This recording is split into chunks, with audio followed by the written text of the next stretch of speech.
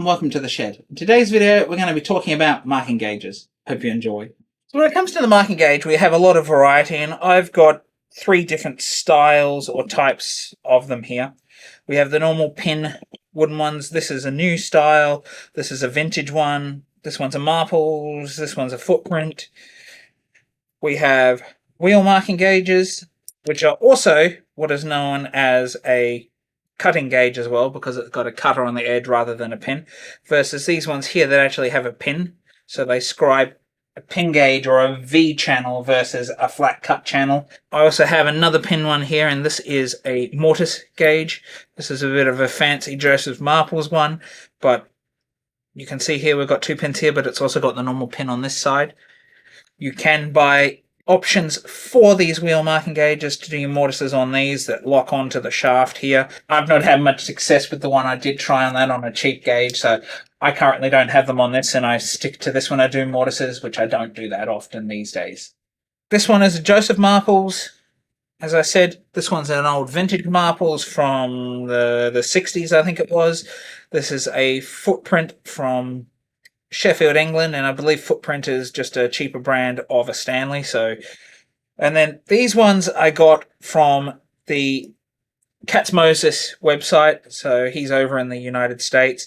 They look remarkably like the tight mark ones that I have seen here. I don't know if they actually are, but they look remarkably like it. These were fairly inexpensive when I got them. I got 3 of them, and these work well. If you are getting a wheel style, try and get them with a double lock and with a micro adjustment collar of some sort.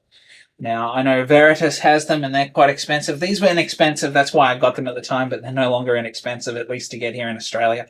But if you are in the US, you might want to check these ones out, because they're actually really, really good gauges, and they just don't slip at all, which is great.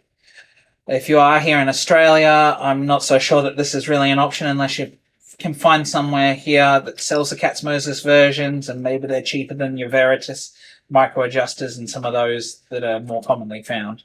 So there you have it, folks. That's the marking gauge, the mortise gauge, the wheel cutting gauge, everything all in one. These are what I use, and to be honest, most of the time I just use my wheel marking gauges now because they're far superior to most of the others that are out there. But that's what I use. I'm sure some of you out there have used stuff that I have not, because generally when it comes to something like this, we get one that we like, we stick with it, and we just keep using it and persist with it even if there was some issues in it. So if you've come up with some good marking gauges, mortise gauges, pin gauges, anything like that, do leave it in the comments below what it is that you use.